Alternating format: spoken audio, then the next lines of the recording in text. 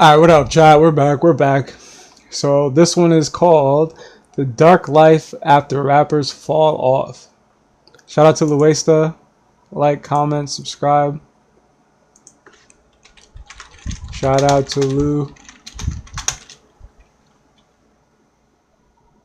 Boom. Gotta like, comment, subscribe, chat. All right, let's get into it. Hold on, I gotta make sure I send out the. How do you send in Oh yeah, sure.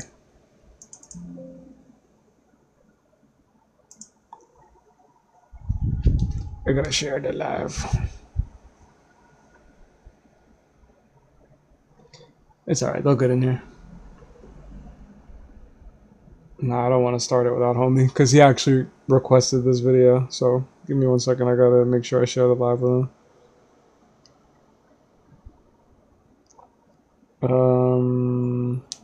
You know what? Let me go on the other account. Where's my boy?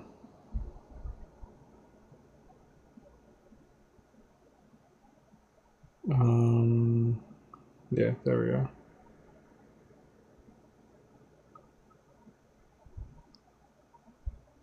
Shit. How do I share the live? You know, I'm just gonna text him. Live now, bro. Oh, I know how to do it. I can I have to. All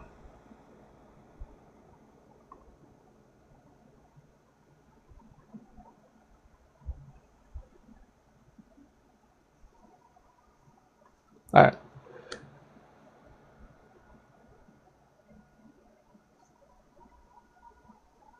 How do I can't send the invite from here?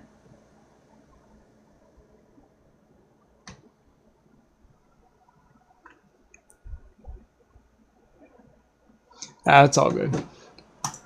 Alright, let's start it up. Shout out to Louaista. Basic and go. Either they go on to cultivate a core audience who will listen no matter what, or they can join the laundry list of.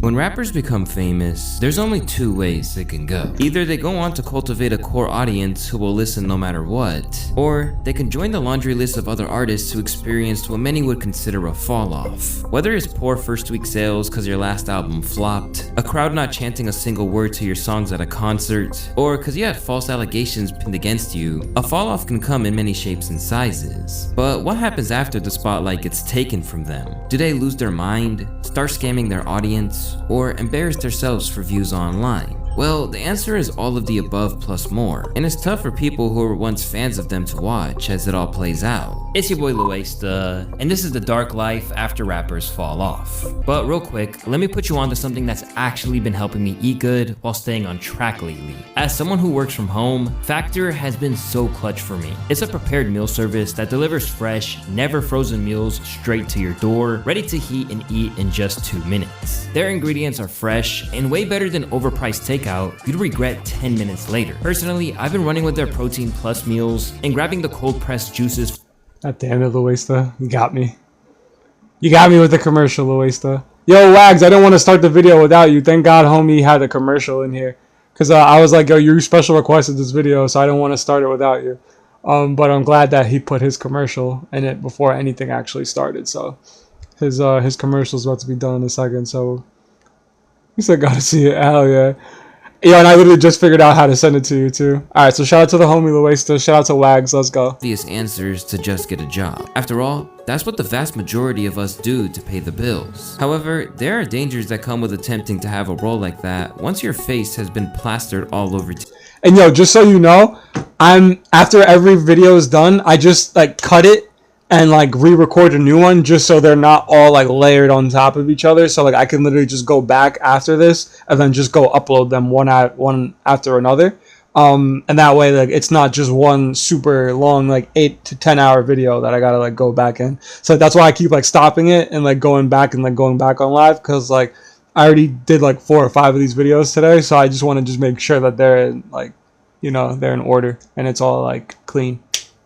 TV, especially if you're considering having any sort of customer service job. To demonstrate this, look no further than someone like Young Jock. Back in the day, the southern rap mainstay made some major waves. His breakout track, Going Down, It's going down. with both Meet me at the mall. It's going down. I still listen to this song all the time, bro. I fucking love this shit.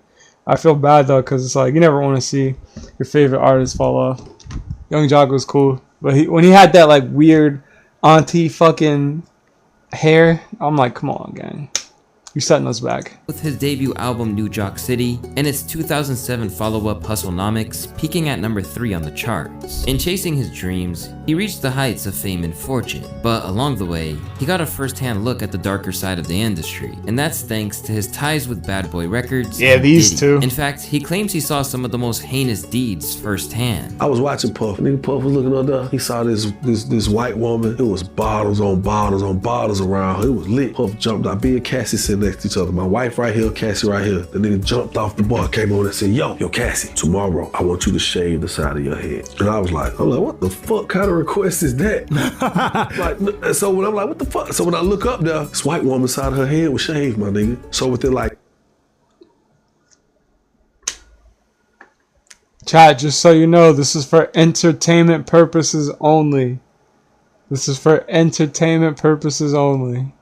2-3 days, she sent me a picture. I'm like, should I shave her motherfucking head? As is often the case, he was the forefront of the scene for a little while until he wound up as an independent artist. From there, he ventured into the reality TV world with a spell on Love and Hip Hop. But somewhere along the lines, it looked like he fell on enough hard times that it merited him becoming a driver for a rideshare app. And the minute that he was spotted, the public tried to clown the former star over his fall from grace. I just want to ask a question. Are you Young Jock? Can you turn around? I mean, I think y'all put that part together, yeah. I mean, I don't think that's necessarily a bad thing. Fuck it, like, you know what I mean? You gotta do what you gotta do. Like, you're not, you know what I mean? He didn't rob anybody. You know what I mean? He didn't do anybody dirty. Like, my boy's making an honest living. You know, shit didn't go the way we planned it. So you gotta do what you gotta do. You gotta hustle. So you must have fell off or something. Like, See, that's not nice. That's not nice, bro. That just triggered me. I don't like it when people do shit like that. Like, come on, like you just being messy. I gotta fall off. I just felt like it's an easy way to get some easy money right here downtown. I meet people. While there were naturally jokes being made, some people felt that he was treated unfairly. So that was lame as fuck. Like, what are you doing? You right there with him. So like, what? Did you fall off too? Like, I don't understand. By being put on blast like that. What is wrong with these people in the car with Young Jock? Can you turn around so I can post your face online? He's a human being. How are they gonna clown Young Jock for driving an Uber, but they need a ride? However, in spite of the internet leading to his defense, Young Jock claimed that the whole thing was a misunderstanding and that he wasn't truly an Uber driver or anything like that. Apparently, the company he was working for was known as Pull Up and... With the right partner to help make your data AI ready, you can unlock value. You'll say, yo, I don't work for Uber, I work for Pull Up and Go. What the fuck is the difference, my boy? It's an app. It's a fucking drive app. that he has 30% stake in. And to him, it was important to... Okay, that's different. If you got 30% stake in something, I'd want to make sure that shit is flourishing too. I probably wouldn't be driving the cars, but I definitely want to be making sure this shit is getting on. You know? Prove that just because you were once a famed rapper, it doesn't mean you're above putting in a day's work. You have to show them what humility is, and that you're not too big to do the right thing by making an honest living. I think that's why a lot of kids and even adults go astray, because they're too ashamed, they're too prideful to do something. The most phenomenal part of this experience from this going viral is the amount of support. In fact, later down the line, he went as far as to claim that the entire thing was a skit to promote the company. So the dude that was actually in the car talking, he works for Pull Up and Go. The guy who was talking shit, him and the girl. I was gonna say, what guy? So I said, y'all there was no guy. I'm gonna drive, act like I'm driving. There was two girls. They was like, are you sure you want to do this? Because this could have a really serious backlash. I mean, people are gonna really think you're broke. I said, I don't give a fuck. I said, when they find out what this shit is, how it work, and it's gonna be cheaper than goddamn Uber and Lyft. Yeah. Correct me if I'm wrong. And please let me know in the chat and in the comments. But I think homie's lying. I think that he had me at first, but then now I feel like you lying right now, bro. You trying to save your face. Yo, thank you for the love, bro. I appreciate you. But I low-key feel like my boy's lying. Yeah, he was. Yeah. and people could make more money. I said, how you think I care fucking less? I said, I'll take 30% of $1 billion subscription-based app any day. And we did, and that shit said, boom, that shit went through the roof. I get money. I'm like, I'm on TV, radio, I still do fucking shows. What are y'all niggas talking about? Like, you should know me better than that. What the fuck would I be doing driving a goddamn Uber? When the people who know me sit back and be like, that was some genius-ass marketing. You was just willing to put yourself in the fire. But even though he proclaimed that he was an investor, What fire? Yeah, I don't know. Something seems off about that shit. It's giving Bernie Madoff. rather than your average worker, the response he got spoke to the stigma attached to taking on a regular job after a prosperous rap career. Soon, he was shaded by 42 Doug and Lil Baby on the track We Paid, where he declared, coming out a legend from ATL isn't exactly cool for them to do, particularly because Lil Baby is from his town. But strangely, Jock didn't even catch the— See, this is the fucking hair that I was talking about. Like, bro, niggas put you in that song because you're doing shit like this. Just like that, right there. Right there. So, no, don't blame Doug, don't blame 42, don't blame Baby. Blame Unk. Blame Unk. Because look what the fuck he's doing. He's doing shit like that. Unk trying to turn into Auntie. Blame him. The diss at first, and was playing it on his radio show without realizing. Bro, that was like a 0.2 second snippet of that whole song, bro. Like, get over it. Our boy probably... Look, see, he's already on the podcast bitching. See? Doing everything wrong. Which job? No, I heard Jock. I said, like, You can't be talking about me. I said, well, goddamn. Then that thing, you know, that shit just went there. Then you put two and two together. This the niggas and the Chargers. That shit. No, I saw it. I saw it. And even after that, he insisted he felt no ill will about it. Before I heard the word. So why you bring it up? If you didn't care, why you bring it up? Because normally when I don't care about shit, I don't bring it up.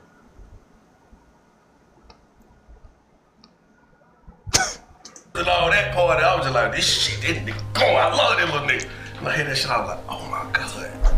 I saw like, they gonna be 2 years of jail. Did you know that though? That's a, nah. But Did you ever meet him after the I ain't fact? never seen him. But you gotta think here,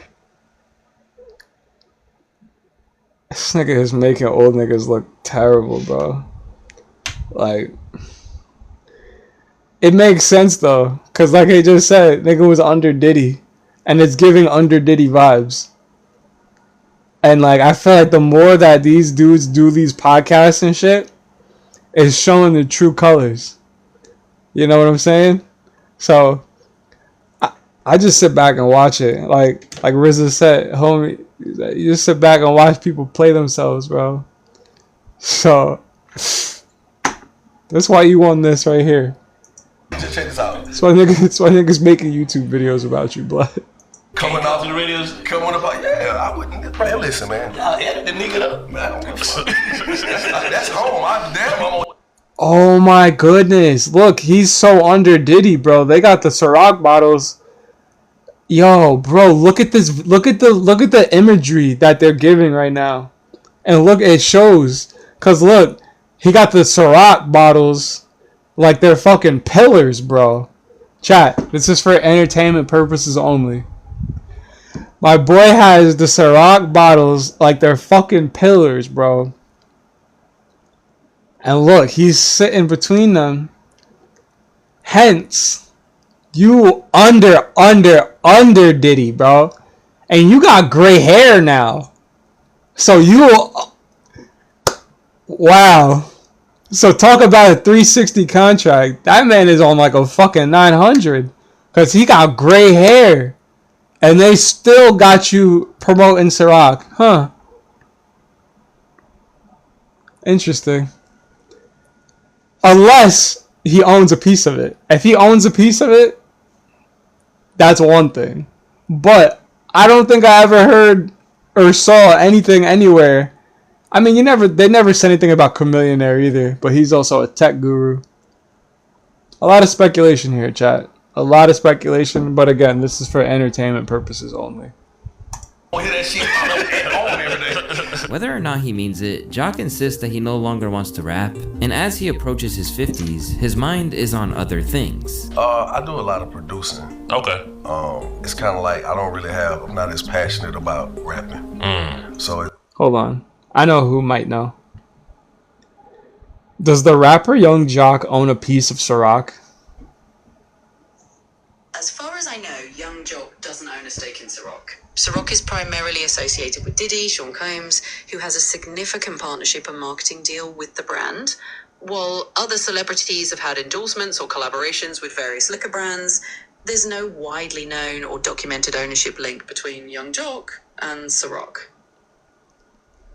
And nothing at all, like nothing in the public records, just nothing.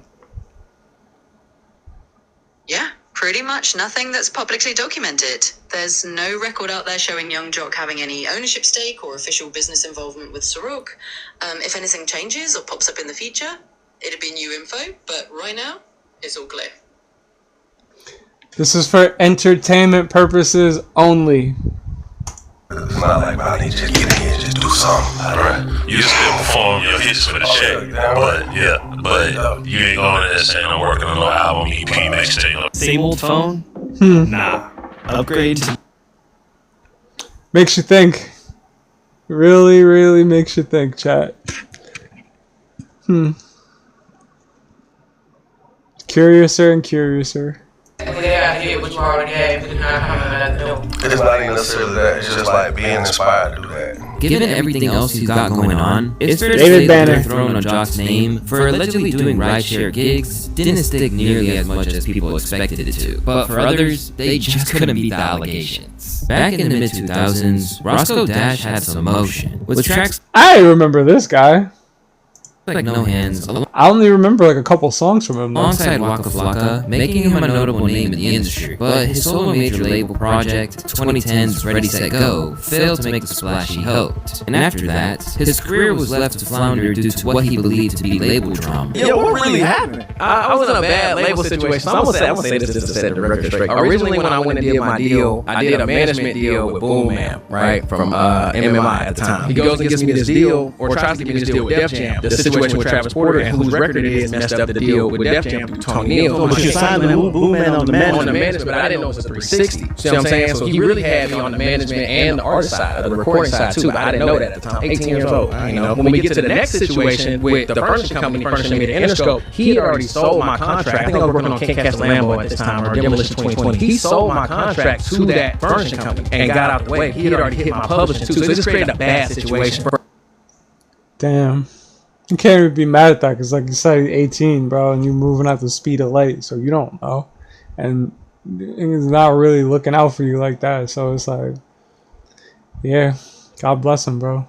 Everybody involved. So he done got the publishing, the deal with the labels. So he done already made his money. So he like, here, y'all can have. That's why MMI's not MMI no more. He even fell out with the business partner. See what I'm saying? That's why I changed to Authentic Empire. That's really Roscoe Dash money that he went and started that label with. You know what I'm saying? Wow. Yeah. So and that's when the whole trajectory of what he was doing changed a little bit. You know what I'm saying? I'm kind of to the wolves at that point. I'm with some new people that I just met through a furnishing company. I'm signed to a deal with a major label. So this is really my shot that I wanted as a kid, dreaming of getting a record deal, but it's tied to some other bullshit too. And while we didn't hear much about what was occurring with his life, the last thing that people expected was that he would go from number 13 on the charts to being outed online as working for Lyft. Back in 2017, Twitter user People are saying that like they're on the block, or like they're, you know what I mean, like they're shaking cheeks in clubs or something, you know what I mean, or like they're doing like Brian Pumper videos. They're making an honest living even after everything. And you see what's so crazy is they didn't try to unsubscribe themselves from life. They didn't try to, you know what I mean, steal from anybody. These people were really locked in and were like, yo, shit didn't work out for me, so I'm a hustle on the back end. And now motherfuckers are trying to make them feel bad about that. But there's people who do worse for less. It's like, come on, man. That's crazy. Portier called out. That's not even a dark life, because they look like they're still living, you know what I mean? Like, if you're living at least middle class, in the world, you're fine, bro. You're I good. canceled ride, claiming I had somewhere to be. So since you inconvenienced me, I'm gonna expose you're a Lyft driver now. As the public got the usual. See, that's corny. See, again, this is the type of society that we live in. Oh, you they literally said it verbatim. Oh, you inconvenienced me, so I'm gonna expose you as a Lyft driver. What? Like, that's so corny, bro. Like, you don't know what that man was going through. The fuck? Yeah, the audacity of people. Jokes off about a fallen star. He attempted to downplay it immediately with a lengthy statement. Earlier today, it was brought to my attention that shit hurt, buddy. You could tell that shit caught him. Bro, anything more than those like couple lines right there? Or honestly, this whole fucking paragraph. Let's just say how it is, bro. They got you. You got in your feelings. You typed out this whole shit. Fuck it. Let's just read it. Tweeted out a screenshot from a Lyft fare, which included a picture of myself in a white Tahoe. First things first, yes, that is my vehicle. Yes, that is me in the photo. There is no denying that. Why would I? However, I do not drive Lyft. I own several vehicles, and periodically I lend them to my friends so they are able to make a little extra cash. Yeah, they got, buddy. Even if that was the case, bro, I feel like anybody who's actually doing that, they wouldn't feel the need to clear that up.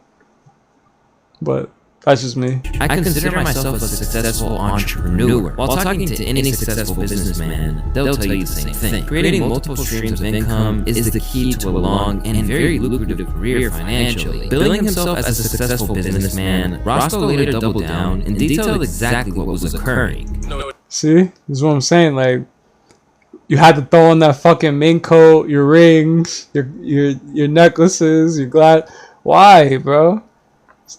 Like, if you want to just show the cars, just show the cars. But this, extra. If you never saw the movie White Men Can't Jump, go back and watch it and listen to what Billy says to Wesley Snipes about how we like to look good first and win second, instead of winning first and looking good second.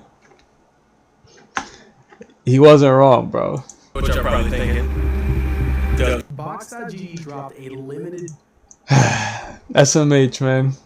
You can just see it, bro. It's like, bro, what are you doing? White Tahoe. Grown ass man, bro. Come on, you don't need to do that. It's circulating all around the internet. Is that not lipstick? Like I said, it's circulating all around the internet. This is the first time we're hearing about this in Louaista's video, gang. Yo, some people just need that fucking reality check, bro. On the same Tahoe that is circulating around the internet right now. The answer is yes. Now, this is one of my vehicles. For those of y'all who don't know me, I have children. Can't fit too many kids in the coupe, okay? This is one of my cars. When I'm not using it, when I'm not traveling, doing whatever I'm doing with it, I allow people, friends, family, whatever, to come and use the car for whatever reasons, whether that be partying, transportation services. But for all that he tried his utmost to shoot himself some bail, not everyone was buying his explanation. Funny story. I live in Atlanta. I used to work for a cell phone call center, and I was going to lunch. I saw him in an alley, and it looked like he was cleaning it out. Come to find out, he was a Lyft driver. He had Uber and Lyft stickers on the back of his car. When I looked in his direction, he gave me the deer in the headlights look. He claimed in 2017 that he lends cars out to his friends, but it's his face on the app when it says someone is approaching. I mean, like I said, I don't really care either way, because as long as you're not hurting nobody and, like, you know what I'm saying, not hurting yourself, you're making an honest living. But don't lie about it. You know what I mean? Just be honest. Be honest with us. Be honest with yourself, bro. That's it. Let's be honest. As harsh as it is, audiences will always have something to say when a former star falls on hard times. Even if they still work in the arts, but simply take another route, it may still be regarded as a fall-off by an audience who want to see you out there flexing as hard as possible as the ultimate marker of success. This is most certainly the case for Rory, an artist who came into the game with a lot of big chatter around his future, but ultimately couldn't deliver on the... Why he look like Buddy from the movie Get Out? When he was crying when they met, when Daniel Kaluuya met him. That's who he looked like. When they were at the dinner party, or like the fucking lunch party. He looked like homie that was crying with the hat on. promise he showed. After making his name on the underground scene with his unique What's crazy is I've never even heard about this guy. blend of rap that came coupled with influences from other genres, Rory signed to Columbia and was pushed so hard initially that it sparked the industry plant chatter. Along the way, his unorthodox vibe meant that he was quickly compared to literal legends long before he'd proven anything. I'm sure you hear this and know this and are doing it on purpose, but Andre 3000 sounds like it's your... You hear me talking right now? I'm talking, and I spend large hours of my days alone. I don't believe it says universal space alone. It's the same voice as my normal voice, you get what I'm saying? So it's nothing being done on purpose. No, it's just part of who you are. Yeah, it's a southern drawl, and people see it. It's like the same thing with Action Bronson. They were saying Action Bronson sounds like Ghostface, and they were like, oh yeah, you trying to be like him, But you gotta think about it. There's only so many frequencies and tones and faces and styles and shit. Like eventually shit has to overlap, bro. And like even in order to create new sounds, like it has to overlap with some shit. You know what I mean? Like, cause obviously, like, look, the kid, like, he don't got glasses on and shit. Like, he's not really trying to like. First of all, you can't mimic Outkast. Like, it's not something that is mimicked. Like, that's like people trying to mimic LOX. Like, you can't mimic loyalty. Like, it just doesn't work. So, I think Ebro's just being a hating ass nigga, as usual. My face somewhat, our facial hair, and no matter what I put out, classical music their whole life. Shit, I study Andre, like, and I'm not ashamed of it. I love Sugar, you know, and I own it. Despite some big singles such as Devil's Whisper, his 2015 debut album ultimately flopped and peaked at number 77 with 5,900 sales. Following that, 5,926 more than I got. Before 2018, when he finally got off his label, I want out of the label when the people who believed in me transitioned jobs to be replaced by strangers who don't know me. Rory explained in detail in a follow-up email. I went to Coachella without any support from the label. It was like they were trying to put me in a position of fear and weakness so I could run out of money and they could control me. I would rather take my career on a path where I can play with my friends, stay with my family, and remain physically, psychologically, and spiritually well. Clearly, Rory was happy to sacrifice the prospect of the commercial. It's crazy because it seems like if he and Roscoe Dash ever like came across each other at that point when they were both coming up, I feel like they could have both leaned on each other for like insight, you know what I mean? And especially because it seems like they were in kind of similar situations, but I feel like Rory was, I don't know, it just seemed like he had a little more insight or maybe a little more help. I really don't know, but I'll just call it insight for now. To just look past that record label shit and be like, you know what, let me not do this, let me not do that because I want this. I feel like Roscoe Dash, he said he was 18 and he just, oh, man, deal? Okay, sign. You gonna give me another deal? Okay, sign. You know, he didn't really think about it too much. He got that shit with Waka Flocka and kind of just ran. Success. Introducing the second generation Blink Video Doorbell, designed to give... I mean, obviously, you probably can't blame Waka Flocka for that because it's like, nigga, you know? And while it likely isn't, but what can you do, man? It's life. Lucrative, Rory continues to bring his music to the people in numerous ways. For starters, he's leading a non-profit known as The Woods Worldwide, which is focused on expanding a culture of sustainability, art, healing, and autonomy through creating recurring events such as concerts, jams, keiko ceremonies, yoga sessions. Oh, see, that's beautiful. So he's doing what he wanted to do anyway, and hopefully he got out of his deal. So that was his ultimate goal is, you know, fuck that corporate shit. And multimedia productions. As part of this mission, he's been performing in a whole host of unconventional spaces. Hey, Tio, come check this out.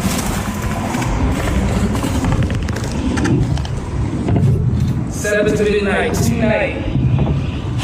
10:18. Still a dope performance. Above the doors, check it out. I'll be there. Make sure you pull up. Alongside that, he runs a jam night in ATL, enabling budding musicians to literally perform alongside him. In terms of his own output, he's still prolific when it comes to dropping music. The only problem is that it's reaching an increasingly smaller audience. And while it would be fine if he was content with that, you get the same sense that he still pines for a mainstream comeback, with the multi-talented artist taking to social media to try and hop on TikTok trends. Ultimately, there's no harm in Rory secretly harboring a desire to be at the top of the industry again. After all, it's understandable that he, just like everyone else, wants another shot at glory. At the end of the day, these aspirations don't hurt anyone, and in the process, he seems to be trying to uplift his community. But unfortunately, not everyone takes such a noble route when they venture back into normal life after a run at the top. Because for some of them, the prospect of going back to a 9-to-5 doesn't compute for them. In fact, what the hell is that? This is like a kid. He didn't even have a 9-to-5, bro. Skip they Burger decided to King. use their platform to try and make a quick, dishonest buck from their once loyal fans. For a brief moment, YBN and Amir looked to have the world in his hands. Alongside Almighty J and Corday, his crew, who began linking. The only one that I know is Corday, and the only reason I know him is because wasn't he like with Naomi Osaka? I don't even know if they got married, but she was cool. I thought she was awesome. Like I said, I can't really talk about their relationship because I'm not involved, but that's the only reason why I really know homie. Linking up on Xbox Live before venturing into the real world, or touring the globe on the strength of the buzz around the collective. But after his comrades left him behind, YBN Amir's career has been a train wreck, or a soul train wreck to be more specific. Oh, hell no. Bro, I'm scared to put my headphones back on. Bro, I hear the trash without hearing the trash. Why is this nigga talking like that? Bro, it sound like somebody pulling your nuts. Ever since the track with the historically savage dislike ratio first emerged, Namir has been written. Damn. 80K to 506K, bro. See, that's the dislikes, bro. You know, it's weird. I feel like people just be abusing that shit, though. Because there's some people like that just dislike your shit just because it's you. Like, it, you know? Some people just be hating. Written off as a laughing stock. And now that no one is checking for him anymore, he's ripping off his own fans by flagrantly refusing to do what he said he would do for them. That'll do it. He's engaged in fraudulent IG giveaways, reportedly making off with 7K in the process. So they posted this on their story, blocked me after stealing $7,000 from me. YBN Namir, gotta be the brokest rapper out there. He ran off with the money months ago. I decided to reach out one last time yesterday. And this is the DM conversation with them. Supposed to go live in 1 or 2 hours. Oh, I bet about to hit him now. So when we gonna get our money back, bro? So you lame for that down bad. I'll get you your money. I don't even check my DMs. I'm not in control of any of that. I don't even know what bread you're talking about. I've never been in control of that. This is clearly very shady behavior, but thankfully, I don't even know what bread you're talking about. Yes, you do. He's regularly got his comeuppance. Back when Aiden Ross was initially toying with the idea of launching his own boxing promotion, he intended to set up a fight between streamer Annoying TV and formerly prominent rapper YBN Amir. With his buzz long gone and his crew long gone, Aiden offered him 20K to fight on his live stream. Yet when Amir asked for 100 grand to show up, Aiden publicly ridiculed him on stream. YBN Amir versus Annoying TV, but YBN Amir asked for $100,000. Todd literally laughed at the manager and hung up. You rappers that have not made a hit, no disrespect, stop asking for too much money, bro. You are not getting it, bro. You are not getting that shit, bro. No, stop. Namir, you're not worth $100,000. No. You fell off. You suck at music. You failed your music career. On top of that wake-up call. Every year, that's the only goal that you have is winning the Super Bowl. If we don't win it, it's a failure. As much of a dreamer as Lamar was, I don't think he could have ever imagined this. Superstar athletes, leading men, they're on the top of the mountain. The Cowboys are America's team. Why don't we be the world's team? All this pressure builds up. No one's ever got 3. When you're winning, people look at you and they're like, you're the villain. Cut the camera, please. It's our life. And it's an emotional. Oh shit. From Aiden, Namir has also been trolled on his IG DMs. At times, the results have gone viral, with the screenshots not only unveiling his minuscule feature cost, but how badly he's been rinsed by others. How much for a feature plus promo? I'm Brady. 1K, brother. I'm ready. Sadly, Namir isn't the only one who's gone down this immoral route. Among the very wave of artists that J. Cole was referring to on 1985, everyone knows by now how much his shows dried up long after his initial wave withered away.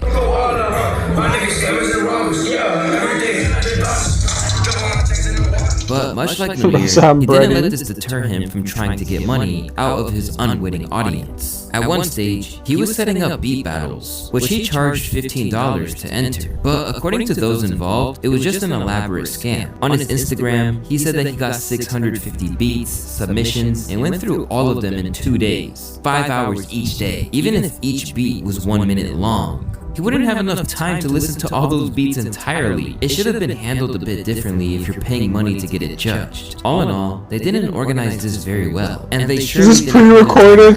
Nah, not to look like a I'm pre-recording it right now as we talk. And their beat wasn't open. Wow, if that doesn't make you think differently of an artist. As if that wasn't enough to permanently sour the public on the Dead Star rapper, he then executed a crypto rug pull. My bad, I was just reading something. Yo, you want to hear it? Someone just like messaged me. It was mad crazy because I usually don't check my Instagram DMs because there's a lot of weirdos on there. Yo, so this girl goes, saw you in a comment section and stalked a bit. Had to tell you that you're mad impressive. Just hustling and learning as a stranger, trying to do the same. I admire that. I was like, wow. Like, yo, W her, bro, for real. Because honestly, I needed that. It's having a shit fucking week. And I really appreciate that. So shout out to Paola. Thank you, Paola. As well. Initially, Perp and his manager promised a fair launch, only for them to backpedal and claim they were selling only to cover costs, but were in it for the long haul and it was time to build. And with that, any last chance there was of him redeeming himself in the eyes of his audience were long gone. Sadly, this behavior is incredibly it's a pre-recorded live. Prevalent among the SoundCloud generation, with many of them who've since flopped. Nah, this technically I mean, it is alive, but I'm not classifying this as alive. I'm recording a reaction video right now, so I would just call it a reaction video. It's a live reaction video. And listing their massive online followings that they garnered at their height to rinse anyone they can. Among them who have been guilty of this is Skinny from the Knot. Yeah, it's for YouTube. Because I feel like a lot of the reaction videos that I watch are just like I said, obviously they're just pre-recordings, but it's easier for me to do mine while I'm live because I can just go grab it off of there and I don't gotta fucking do all that extra shit. And also too, I don't edit them. I just react to someone else's video. A New Jersey rapper, best known for tracks like Love Blast and Jump Out That with the late PNB Rock, the artist fell off without ever releasing a mixtape. But who even is this guy? This seems like, what's that other guy, Lil Pump? It seems like they just cloned Lil Pump and just tried to send this guy out into the world just to test the waters, just to see if people would really react to this guy. But look at him, bro. He's the definition of a fluck boy. Because of the audience he'd accrued, he began scamming his. He said New Jersey isn't a real place. Where are you from? Michigan? Fans, hitting a quick lick via fake promos. New Jersey's home of the NPCs. And while it probably brought in some money in the short term, it was ultimately counterproductive. This guy's from Snitchigan. This guy's over here talking about New Jersey's not a real place, and he's over there hanging out in Snitchigan. When you consider that everyone now knew he wasn't to be trusted. And since then, it's only gotten worse as it's become clear that he will assign his cosign to anything. These days, his account is basically the IG equivalent. Who the fuck is this guy? Of the classified. They're saying when rappers fall off. I don't know who any of these rappers are. Ad section of a newspaper. While it's definitely not a victimless act, scamming people like this is really just the tip of the iceberg when it comes to the dangerous paths some artists take after the fame fades. Because for a few of them, life after the spotlight gets so dark that it ends with years behind bars. Yeah, Brady Wap. Fetty Wap was once ruling the commercial roost, with an upside potential which seemed to stretch for years to come. I don't want to drink none of your Flint water. With tracks like Trap Queen and I want to see what happened to Brady Wap. 679, Fetty arrived on the charts as though he would never leave. But unfortunately, it wasn't built to last. This is something that Fetty essentially saw happening in real time. I know. Don't tell me, come on. For a fact, I was clearing 100,000 every day. Now, the day I woke up and I only made like 40,000, I'm like, some shit ain't right. You get what I'm saying? This nigga just said he was making 100,000 a day, and then he only made 40,000 a day, bro. That's still a lot of money. That's still 400 bands in 10 months. What do you mean? And I'm like, 40,000, 40,000, 40,000, 30,000. Hey, we want to book Fetty for 50,000. I'm like, what the fuck? Oh, okay. This is what time? This is the end of 2017. And I'm just like, all right, it's happening. I'm like, this will shit start getting. I don't think you can mail water. Isn't that like illegal? Left to fend for himself, those who were close to him say the label. Bro said, I'll send you some Flint water in the mail. I got you. Bro, is that not illegal? Basically left him behind the moment that they felt there was nothing more to gain. Looking on the outside, I hear people hate on Fetty even now, saying things like, oh, he fell off. And it's like, do you mean? Yeah, but they ask you when you ship, is it liquid, perishable, fragile? Like, they ask you these questions. He fell off as in he doesn't make good music anymore, because he still makes that quality type of music. But if a record label is no longer pushing you, or they've got you on a shelf and they pushing somebody else, then that's the reason why you're not hearing him no more. So are you talking about fell? Yeah, you're going to jail, bro. Just chill out. You're going to jail. Off because you don't hear him no more, or you talking about fell off because his talent died down? You know, and a lot of people don't understand that when they get the bash and the talking, it's like, what are we talking about here? And once the money is dried up, Fetty Wap struggled to adjust his lifestyle. With that, he reportedly started selling drugs and wound up indicted by the feds. During his trial, his lawyer claimed that the pandemic meant that there were no opportunities to perform. Thus, his income was severely limited. He was sued personally, was going through a divorce, and was involved with a tour manager who was stealing from him. While the bills kept coming in, the money to pay them was running out. When it was all said and done, Fetty was sentenced to 6 years in prison in New York, and is currently serving his sentence at a low-security prison in Sandstone, Minnesota. From #1 albums to incarceration, Fetty's downward trajectory shows just how bad it can get when an artist's career dies out. Damn, that's crazy, bro. I didn't even know that all that happened to Homeboy. And all that shit tackling you at one time would definitely mount up. But 40K a day is still 40K a day, bro. Just shift your priorities. And they haven't envisioned how to get themselves out of that hole. I know Fetty Wap the rapper. I don't know no drug dealer, like that. But of course, I see a lot with local rappers, and especially with local rappers. Once you spend all your, I already did that. That was the last one. You missed it. Money, and you gotta go back to what you know. I see it more happen with artists that's not at the top, that haven't been to the top. I ain't never really seen it with rappers who are already up there, then go back all the way to the streets, like heavy in the game. However, while many of these artists wind up being cautionary tales, there can be positives that emerge from leaving the rap game. Oh my goodness, bro. I didn't even know who the fuck this guy was for a second. And then, I don't know, somewhere along the lines, it just clicked. I'm like, this is Trinidad fucking James, bro. This guy looks like a vampire. Time to pursue a new career. Best known for his hit single, All Gold Everything, Trinidad James was the epitome of a one-hit wonder. But rather than fade into obscurity, this is Levy's favorite rapper. He wound up hosting Full Size Run, a sneaker show on Complex, which pulls in major views on a regular basis. According to James, this essentially happened just because he seized an opportunity. Was there ever a conscious moment where you were like, I want to become a commentator, I want to become a podcaster, I want to transition, I want to be able to talk on camera, and that's part of my value. I'm not just... Why do I feel like every rapper that goes on Adam 22's show eventually just never makes it? A music guy. No, I never think about the next step when it comes to really thinking it out. I worship Yeah, we could tell, brother. We could tell. Things being organic. I really look forward to things being organic. The Complex thing, when it really popped up, it just kind of popped up, bro. I did this show as a guest, and then my accountant was like, "Hey, bro, maybe you should go up there and fucking do the show." And I was like, I don't need that money. Or whatever, you know what I'm saying? I was thinking about the money. I wasn't thinking how I need to think, which is business. Building something. You know what I'm saying? Wait a minute. This is a new chance for me to come, pitch my brand. But they don't always have to segue into the media to be regarded as I don't need the money, bro. You made one song. What? success. Some of them simply made shrewd business moves. While most of his peers turned to scamming after falling off, Comethazine stuck to the same grind mindset he had back when he was juggling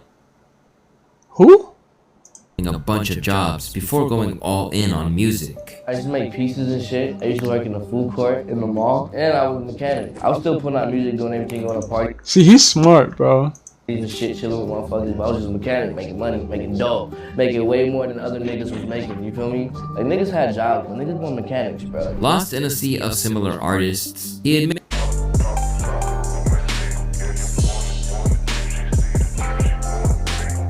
he was just another SoundCloud era rapper, even though he knew he was capable of more. I actually used to write. I flowed on some Joey Badass type shit, he says. That shit wasn't going nowhere for me. So I was like, let me do some ignorant shit, see if this shit work. But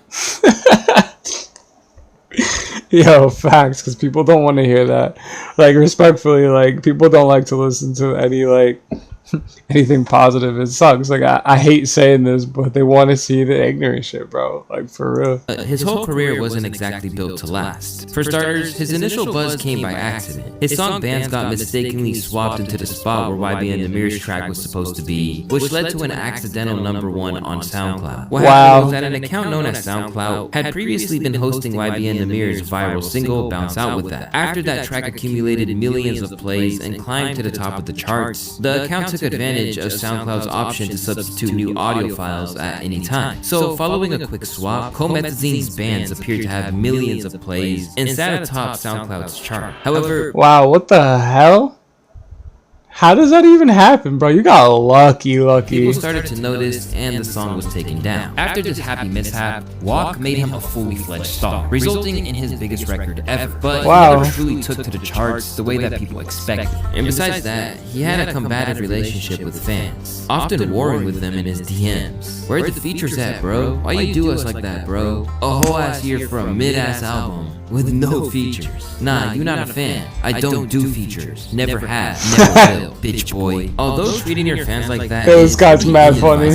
He maybe felt empowered to do so because he future-proofed his life by buying up Subway locations. Where do you see yourself in the next 5 years? A couple businesses, 35 fat burgers. 35 fat burgers? I got a couple Subways already. Wait, what the fuck happened? What the fuck happened to 105.1? Is why she the what happened? Come on now. Nah, that's fire. Who the fuck is this girl? Shout what out to happened? you. Come on now, man. I seen so many rappers do this shit for like 2 years and be done with it. What? You feel me? Like, come on now. Gotta be smart with that shit. I still got ice and shit, but like I got a couple businesses already. That's dope. Yeah. Dang, you got 2 Subways already? That's very impressive. And while that is definitely a smart strategy, who the fuck you'll even is certainly that hope girl? his staff are a little more civil to customers than he is to his audience. Comethazine's example is one that more rappers of his era should heed, but he's far from the only rapper to have seen the writing on the Nah, homeboy's mad smart though. wall. Just like Comethazine, New York rapper Mike Geronimo seemed aware that his time in the game was finite. Even though his debut album The Natural suggested there was big things ahead, Mike couldn't ever make the transition to a fully fledged star who could make a real sustainable living off rap. Now, Mike didn't completely turn his back on rap. He kept dropping projects and still intermittently unveils a Lucy today, but that's no longer his focus, as he also dedicates his time to being a business owner after learning a trade. For the past 15 years, Mike has overseen his own Bro met Jay-Z and was just like, yeah, listen. company in MC Locksmiths, which his LinkedIn claims provides complete licensed and insured locksmith and advanced security Yeah, bro's mad smart. products and services. How many doors they got in New York City, bro?